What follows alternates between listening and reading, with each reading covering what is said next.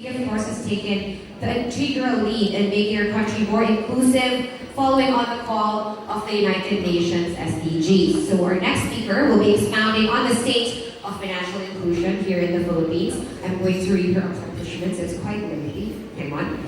So she graduated with a bachelor's degree in public administration from the University of the Philippines. She got her master's degree in international affairs, focused on economic development from Columbia University, and is also a fellow in the Fletcher School Leadership Program for Financial Inclusion at Tufts University. Likewise, she is active in global discussions on financial inclusion as a member of the relevant working groups in the G20 Global Partnership for Financial Inclusion, Alliance for Financial Inclusion, Islamic Financial Services Board, and the FinTech Group of the UN Secretary General's Special Advocate. And currently, she is the head of the Principal Advocacy Office of the Bangko Sentral for Financial Inclusion, Financial Education, and Consumer Protection. Join me in welcoming up on stage Managing Director for the Center of Learning and Inclusion Advocacy of the BSP, Ms. Pia Bernadette Tayag.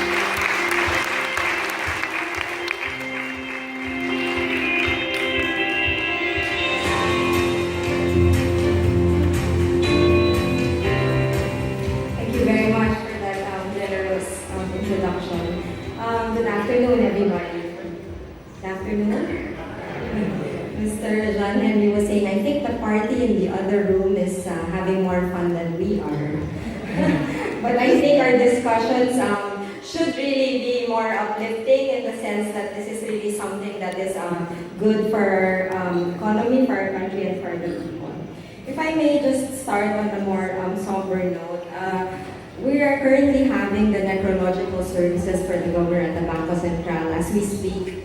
And it was quite a struggle for me because thinking of whether I should leave and come here or really just stay there and pay my respects. And I realized we will be doing him a disservice if we don't come here, because this is exactly what his vision was, to really make the financial system more inclusive and reach more of our unbanked and underbanked. And this was his advocacy from very early on while he was still Deputy Governor. And as Senator Escudero pointed out, with the passage of the new Central Bank Charter, from an advocacy, it is actually now a strategic objective. And if I may read, and this is quite significant, in Section 3 of that Act, it says in the attainment of its objectives, which is price stability and financial system soundness, safety and soundness, the BSP shall promote broad and convenient access to high-quality financial services and consider the interests of the general public. So that's actually very powerful words now embedded in the BSP Charter. And so very much aligned with what we are all trying to do today.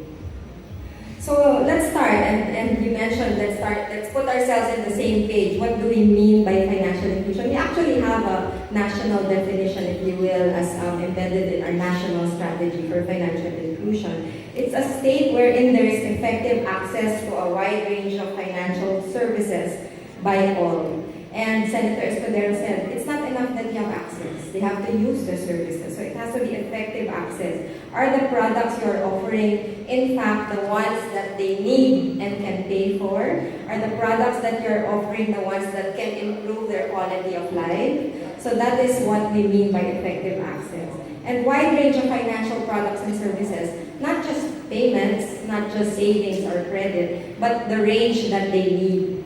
You know, sometimes when there are some who think that, oh, if you are low income or if you're only earning this much, you do not need a lot of financial services.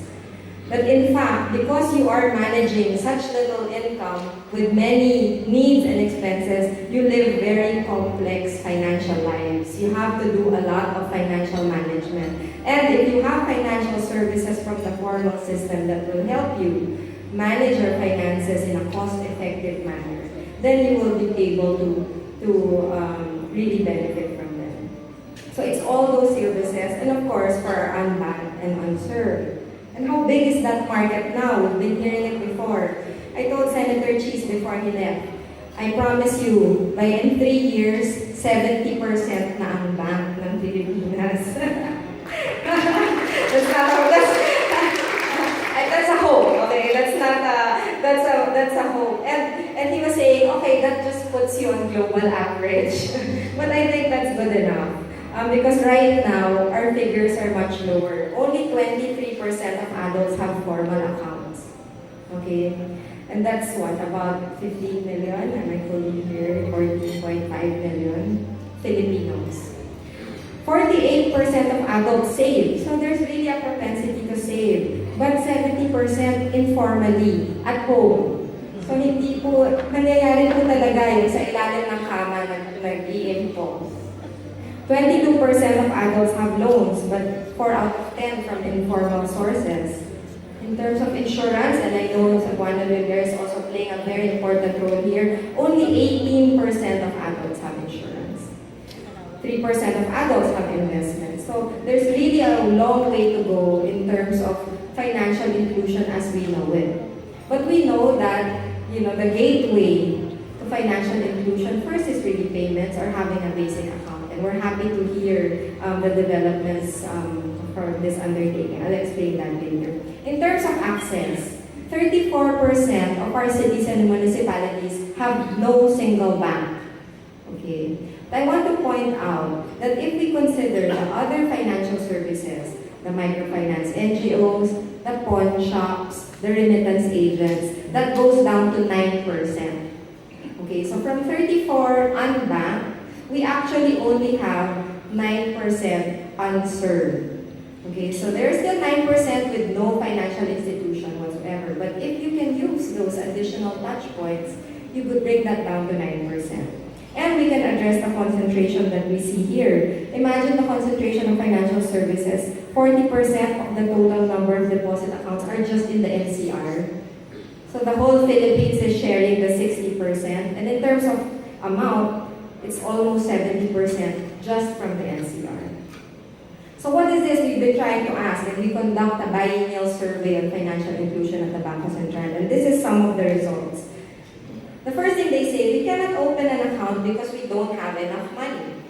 So that's really the biggest, and I would challenge this to say it is a misconception.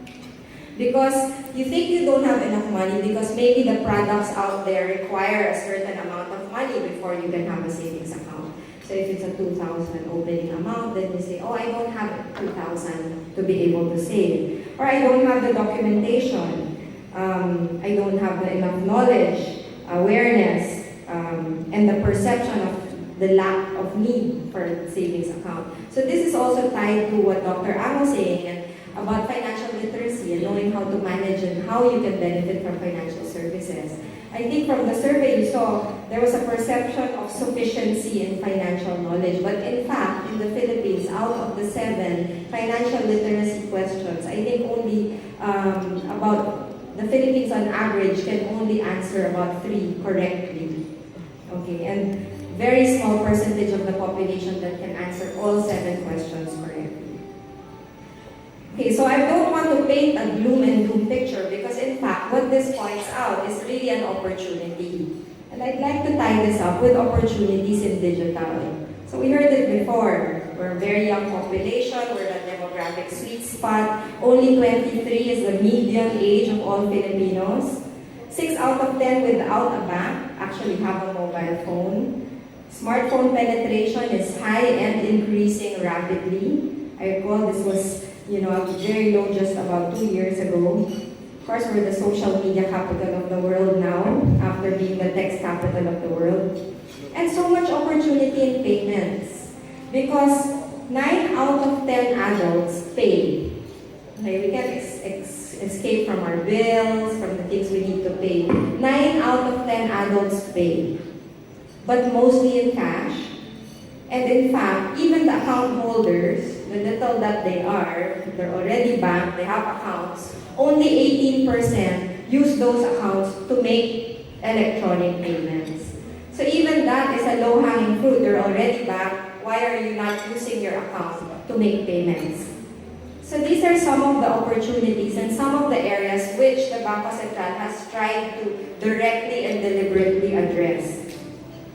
I want to highlight, as I said, that the Bangko Sentral has been pushing for financial inclusion for nearly 20 years, in the early days of microfinance, in putting in place the regulatory framework. But in the recent years, we've been pushing for initiatives for digital financial inclusion. Because in the many years of banking, 160 years of banking in the Philippines, the traditional models are definitely not sufficient because we know our figures, and yet why in the many years of banking, we have such a very big unbanked population. Maybe it's our geography, we're 7,100 islands, highlands, lowlands. It's difficult to reach through traditional brick and mortar models. And so we have to go digital, and we're lucky because of the opportunities that I presented earlier. But when we talk digital, we see it, QR code, you can pay, tap, you can just tap, and then you can pay, you can leave. It all sounds very nice and high-tech and convenient. But first, you cannot participate in any digital inclusion if you do not have an account. First, you need an account where you can store value, you can transfer and receive value. So all these digital payments that we're talking about, you cannot participate in it without an account. And we saw the figures, only 23% of adults have an account. Okay, so how do we now get that account? The Bangko Sentral is pushing to democratize access to that account.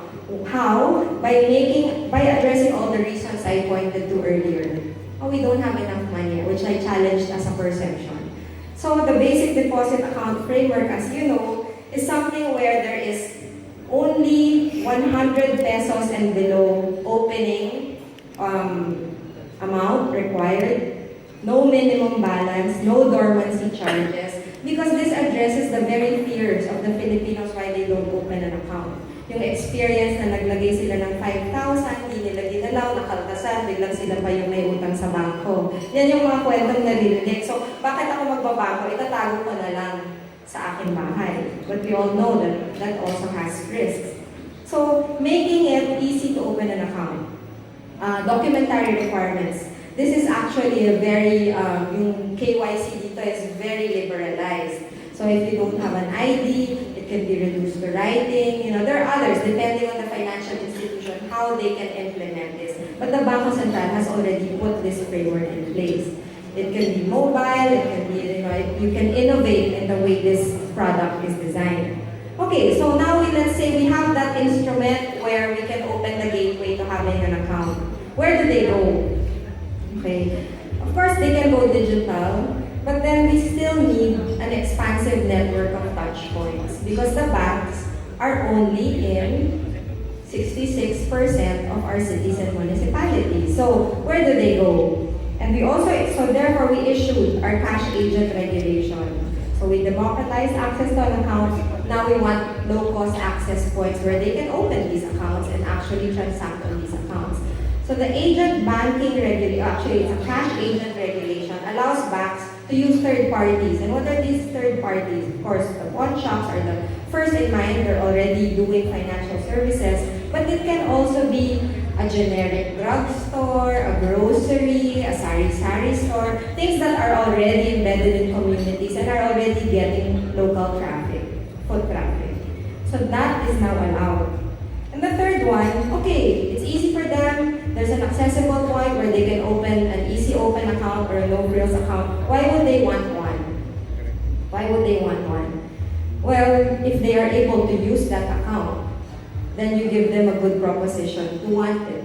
And that is what you're working on the National Retail Payment System. We're making payments interoperable, where you can send value from any account to any account. So you may have heard PesoNet, InstaPay. Once you have an account, you can send it to anyone who has an account. It can be an e-money account, a bank account. So that way, then 9 out of 10 people make payments. So imagine if they can now use their account to make payments for their electric co-op, for their remittances, pay their bills, give the tuition to their daughter, give the allowance to their children. Then the account gets value for them.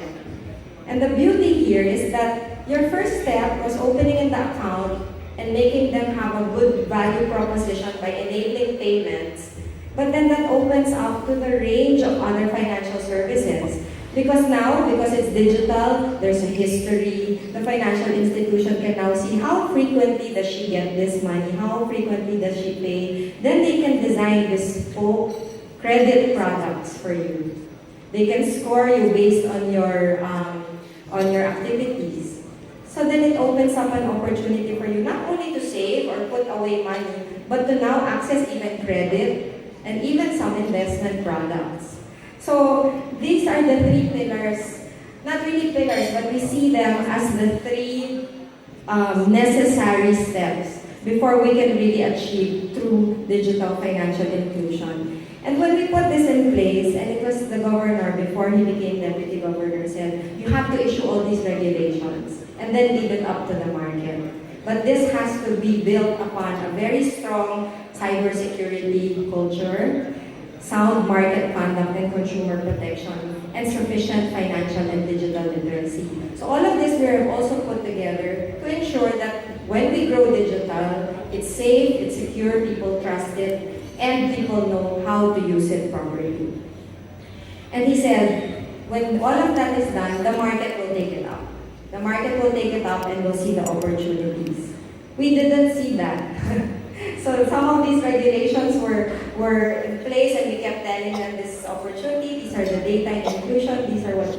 That's why we are very happy to be here with you today, because this is exactly how we wanted our regulations to be used, to be able to serve broader markets, underserved, unserved markets with valuable financial services designed to meet their needs, purpose, and capabilities.